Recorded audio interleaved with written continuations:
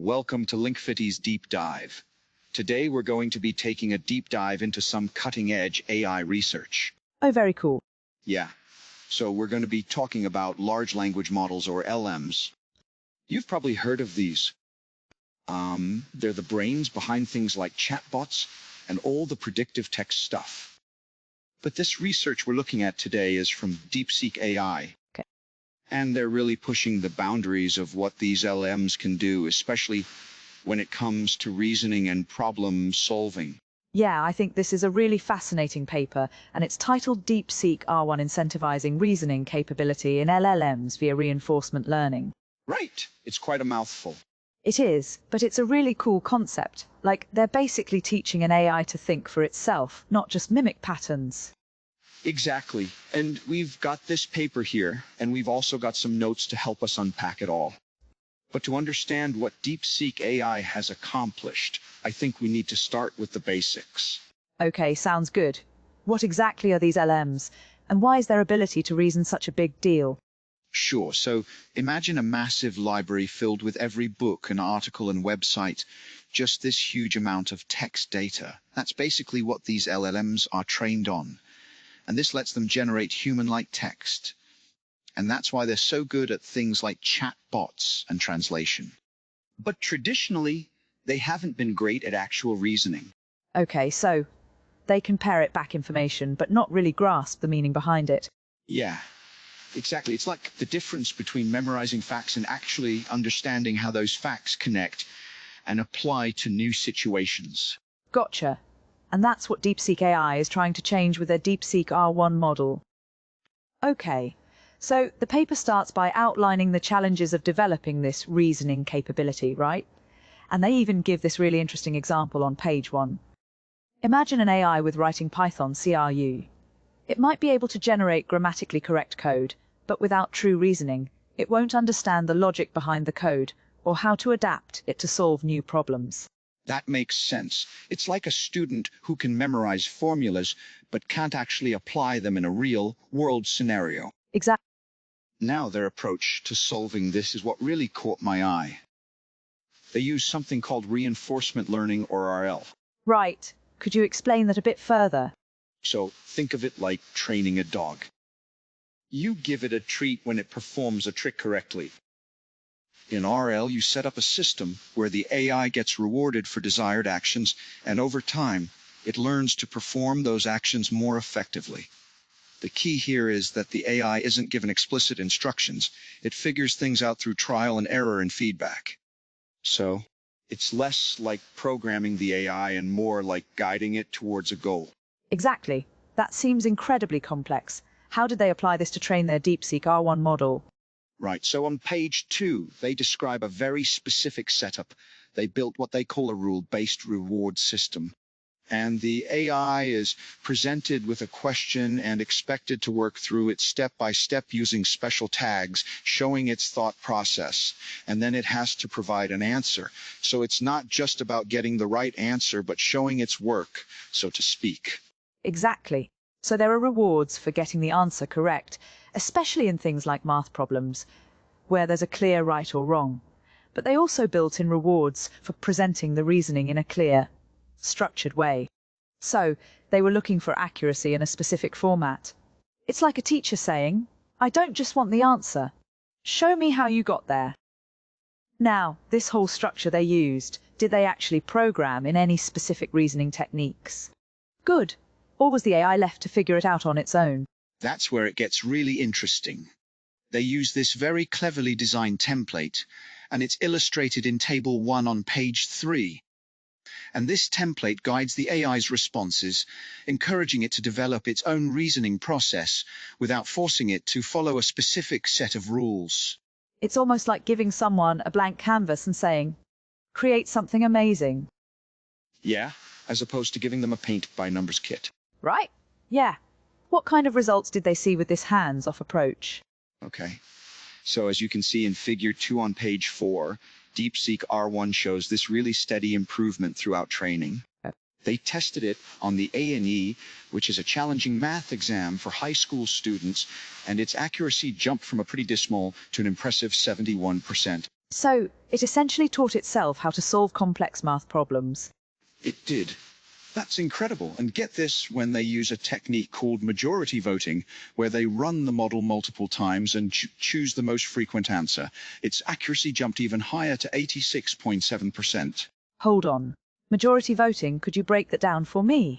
Sure, it's a simple but powerful concept. Let's say you ask the model the same question 5 times. If it gets the answer right 4 out of 5 times, you can be more confident in that answer than if it only got it right once. That makes sense. So they did this with the A&E exam and it boosted the accuracy significantly. So it's almost like asking a group of experts for their opinions and going with the most popular answer. Yeah, it's a way to improve reliability by leveraging the model's own internal variations. Okay, so this DeepSeek-R1 is already proving to be a pretty powerful reasoning machine. It is, but you mentioned earlier something about it learning to think for itself. Yes, could you elaborate on that? So during the training process, DeepSeek-R1 started to naturally allocate more thinking time to problems, generating longer and more intricate reasoning steps before arriving at a solution. So, it almost sounds like it's developing its own internal strategy for problem solving. It's like it realized that rushing through a problem wasn't always the best approach. Wow! And they even document a specific example in Table 3 on page 5, where the model seemed to hit a wall, paused, and then came up with a completely new line of thinking. That's incredible. They called it an aha moment. An aha moment, like it had a sudden realization. It's hard to say for sure if it's true insight in the human sense, but it's definitely remarkable. The model learned to reflect on its own steps, identify potential flaws in its reasoning, just its approach. Wow, this is all truly mind-blowing. It is fascinating. So we have this DeepSeek-R1, this incredible model that learns through trial and error, that shows signs of self-reflection, and it achieves really impressive accuracy. But I understand there's a second model, DeepSeek-R1. Yes, that builds upon this foundation, right? What sets it apart? So DeepSeek-R1, while groundbreaking, had some limitations, particularly in terms of readability and the clarity of its output. Sometimes it would generate these confusing or even mixed language responses, which made it difficult for humans to understand its reasoning. DeepSeek-R1 aims to refine those rough edges. So it's like DeepSeek-R1 is the raw, unpolished genius, and DeepSeek-R1 is its more sophisticated and articulate sibling. That's a great way to put it. Okay, I'm eager to learn more about this refining process. How do they transform this raw potential into something more refined? Okay, so think of it as a 4-stage training pipeline, which they describe starting on page 6. The first stage, called Cold Start, involves introducing a small set of high-quality, human-readable data to fine-tune the model. Okay, so a little bit of structure to guide the initial learning. Exactly. That makes sense. What happens next in this pipeline? Next comes reasoning, oriented reinforcement learning, which is similar to how they train DeepSeek-R1, with a focus on rewarding accurate reasoning. But they also added a language consistency reward, encouraging the model to stick to one language at a time and avoid those confusing mixtures. Interesting. So they're directly addressing those readability issues we talked about earlier. What about the final 2 stages of this pipeline? Okay, so the third stage is where it gets a bit more complex. They use a technique called rejection sampling and supervised fine-tuning. Basically, they use the model from the previous stage to generate more data, but they only keep the high-quality, readable outputs. This curated data is then used to further refine the model. So it's like a continuous loop of learning and self-improvement. It is the AI is essentially helping to train itself. What about the final stage of this remarkable pipeline? The fourth and final stage is reinforcement learning for all scenarios. Here, they train the model on a wide range of tasks, focusing on not just accuracy, but also helpfulness and harmlessness. They're essentially making sure that DeepSeek-R1 can provide accurate and useful information in a safe and responsible manner. It's fantastic that they're considering the ethical implications alongside the technical advancements. Yes, very important. So after this incredibly thorough 4-stage process, what kind of results did they achieve with DeepSeek-R1? The results are truly impressive, and we'll delve into those in detail when we come back for part 2 of our deep dive. This is also fascinating. We've covered so much ground already, from the basics of LMs to the innovative training techniques used to develop DeepSeek-R1. That's really cutting-edge stuff. It is. Can't wait to explore the results and implications of this groundbreaking research in part 2.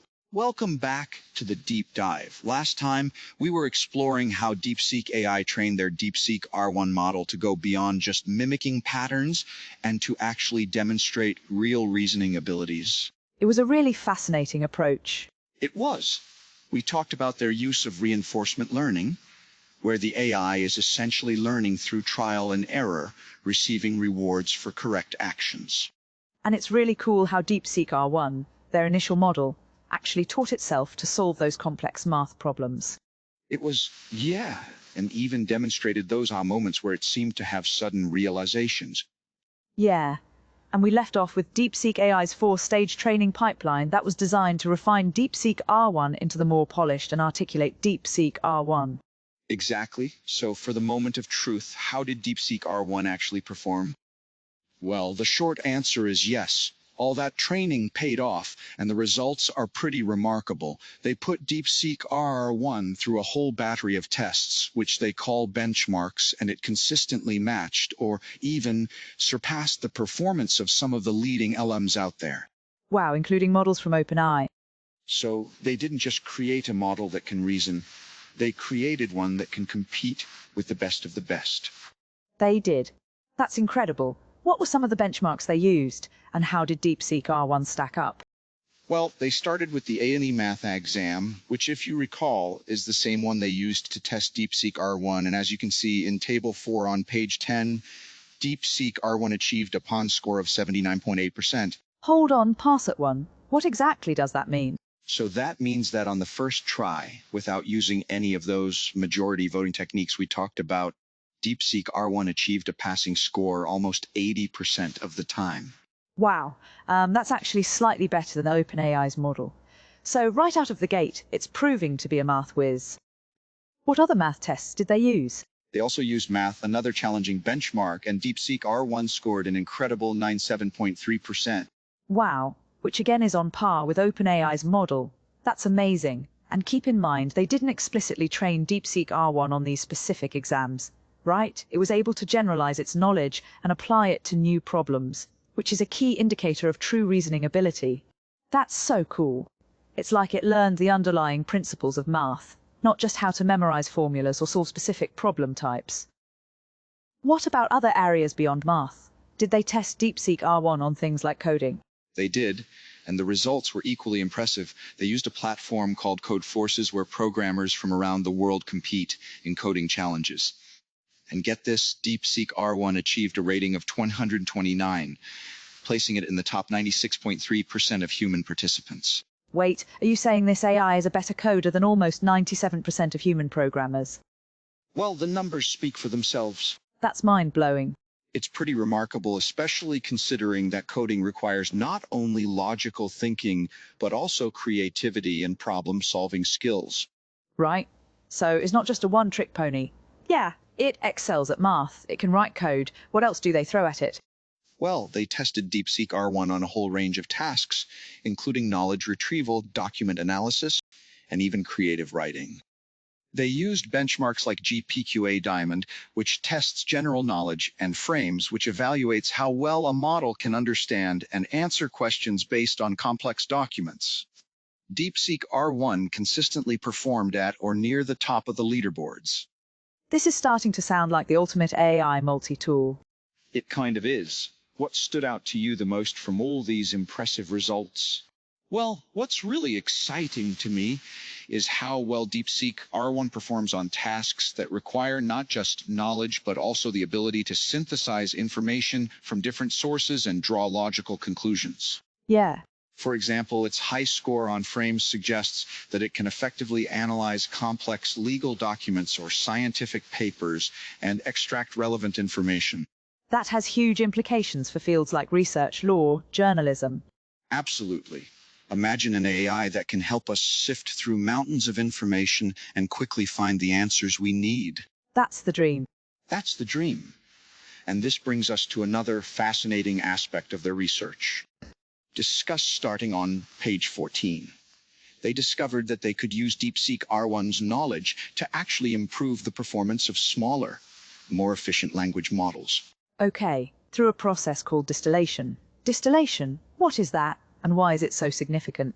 So think of it like taking all the knowledge and expertise of a master chef and transferring it to a promising young apprentice. In essence, you're training a smaller, more lightweight model to mimic the behavior of a larger, more complex one. That's a fantastic analogy. So why is this so important?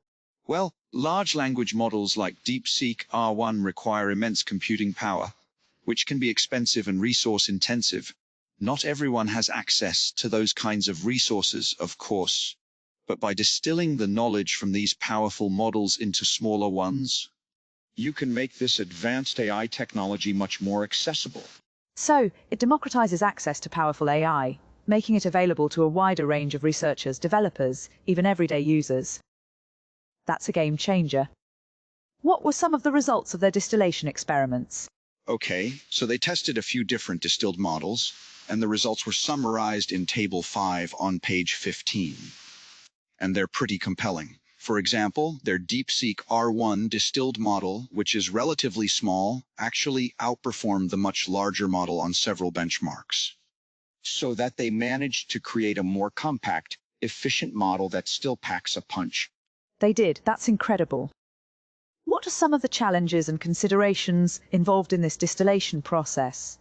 Well, one of the main challenges is finding the right balance between model size and performance. You want the model to be as small and efficient as possible, but you also don't want to sacrifice too much accuracy or capability. Yeah, it's a trade-off. It is, and DeepSeek AI's research provides valuable insights into this trade-off, showing that you can achieve a surprising level of performance even with relatively small models. That's amazing. Yeah, this is also exciting. It is. But before we get too carried away, let's take a step back and consider some of the potential challenges and areas where this research could be expanded. What are some of the limitations they identified? Well, one area where DeepSeek-R1 still has room for improvement is in what they call general capability. While it excels at specific tasks like reasoning and problem solving, it's not as proficient in things like having natural multi-turn conversations or understanding complex instructions. So, it's a bit like a specialized expert. Yeah, amazing at what it does, but not quite ready to handle every situation that might come up. That's a good way to put it. Okay. And they also encountered some issues with language mixing. Yes, especially when handling queries in languages other than English or Chinese. This is something they're actively working to address in future versions. It's an ongoing challenge. Of course, creating an AI that can truly understand and generate natural language in multiple languages is incredibly complex. It is. Were there any other areas for improvement they highlighted? Yes. On page 17, they discussed the importance of something called prompt engineering, which is basically the art of crafting the right questions or instructions to get the best results from the AI. So, it's like learning how to speak the AI's language. Exactly. Figuring out the best way to communicate with it to get the most out of its capabilities. Precisely. And they also had a few setbacks during the research, which they openly discussed in the paper. They experimented with techniques like process reward models, or PRM, and Monte Carlo research, but these approaches didn't quite pan out as they'd hoped. That's actually really valuable information. It is. Learning from what didn't work is just as important as celebrating the successes. I agree. Perhaps those setbacks will lead to new insights and breakthroughs down the road. That's the hope. Tell me more about those unsuccessful attempts. What were they trying to achieve, and why didn't those approaches work out? So the idea behind PRM. Welcome back to the deep dive. Yeah, we've been on quite a journey exploring the world of LLMs and DeepSeek AI's groundbreaking research on imbuing these models with true reasoning abilities. Right. It's been fascinating to see how far they've come. It has. We've seen how DeepSeek-R1 can solve those complex math problems, code with impressive proficiency, and even analyze documents with remarkable accuracy. Yeah, it's really impressive. But as we were just discussing, their research journey wasn't without its challenges. Right. Every journey has a few bumps in the road. That's right. And they encountered some setbacks and explored a few approaches that didn't quite lead to the desired outcomes. Yes, but those setbacks can often lead to valuable insights. Right, and I think it's incredibly valuable that they chose to share those experiences in their paper. Absolutely. Transparency is so important in scientific research. It is. Being open about what didn't work can be just as insightful as highlighting the successes. I agree. It helps others avoid making the same mistakes. Right, so let's dive into those unsuccessful attempts. Okay. You mentioned something called process reward models, or PRM. Yes. What were they trying to achieve with that approach? So the idea behind PRM, explained on page 18, was to provide feedback on the AI's reasoning process itself, not just the final answer. That makes sense. If you want to guide the AI towards developing more effective reasoning strategies, you need to evaluate how it's thinking, not just whether it arrives at the right answer. But in practice, they found that PRMs were quite difficult to implement effectively. For one thing, reasoning is often a messy, nonlinear process. It's not always a clear step-by-step procedure, and trying to force it into a rigid framework can be counterproductive. It's like trying to teach someone to be creative by giving them a strict set of rules to follow. Right, sometimes the best ideas come from thinking outside the box. Exactly. And another challenge they encountered was the difficulty of evaluating the correctness of each individual step in the AI's reasoning process. You need human-level understanding to truly assess whether each step is logically sound. Yes, and that's not something that's easily automated. No, it's a very nuanced process. Seems like a bit of a catch-22. You're trying to develop an AI that can reason like a human, but you need human intelligence to evaluate whether it's doing it correctly. Right? It's a bit of a paradox. And on top of that, they found that PRM could sometimes lead to something called reward hacking. Yes, that was a problem. This is where the AI learns to manipulate the system to maximize its rewards, even if it doesn't truly understand the underlying concepts or the reasoning behind its actions. Right. It's like a student who figures out how to game the system to get good grades without actually learning the material. Exactly. They might pass the test, but they haven't really grasped the knowledge. Precisely so. While PRM held some promise in theory, they proved to be much more challenging to implement than they initially anticipated. Okay, so PRM didn't quite work out as they had hoped. No, they didn't. What about that other approach you mentioned, Monte Carlo research? Yes. Did you say that that's been successfully used in gameplay AIs like AlphaGo? Yes, it has. And they were hoping to leverage that success to enhance DeepSeek-R1's ability to explore different reasoning paths and find optimal solutions. However, they quickly realized that language generation is fundamentally different from a game like Go. How so? Well, in a game like Go, there are a finite number of possible moves at each turn. Right. But with language, the number of potential word combinations is practically infinite. The search space is astronomically vast. That makes sense. Language is inherently more open-ended and nuanced than a game with clearly defined rules and a limited set of moves. And another challenge they faced with Monte Carlo research was the reliance on what they call a value model. Okay, this model is supposed to estimate the goodness of each possible reasoning path, helping the AI decide which paths to explore further. So it's like having a guide to help you navigate through that vast search space. Exactly. But the problem is that training an accurate value model for language generation proved to be incredibly difficult. It's like having a faulty compass. It might lead you in the wrong direction altogether. So it seems like both PRM and Monte Carlo research, while successful in other domains, weren't the right fit for the unique challenges of language generation and reasoning. Yes, that's a good summary. It's a testament to the complexity of this research area. It is. There's still so much we don't know. So, despite these setbacks, DeepSeek AI has clearly made remarkable progress in advancing the fields of LM reasoning. Their work is truly groundbreaking. What are some of their plans for future research? Where do they go from here? Well, one area they highlighted is further improving DeepSeek-R1's general capability. They want to make it more versatile, able to handle a wider range of tasks beyond just reasoning and problem solving. Okay, so they envision a future where these models can truly interact with the world in a more human-like way. Yes, understanding complex instructions, engaging in multi-turn conversations, adapting to new situations. Well, that's the goal. That's incredible. And they also plan to continue refining DeepSeek-R1's multilingual capabilities. Right. Addressing those language mixing issues and making it more accessible to a global audience. Breaking down those language barriers is essential for collaboration and knowledge sharing in the AI community. I agree.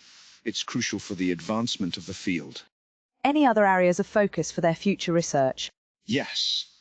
They plan to continue exploring the potential of distillation, finding ways to make these powerful reasoning capabilities more accessible to those who might not have the resources for large-scale computing.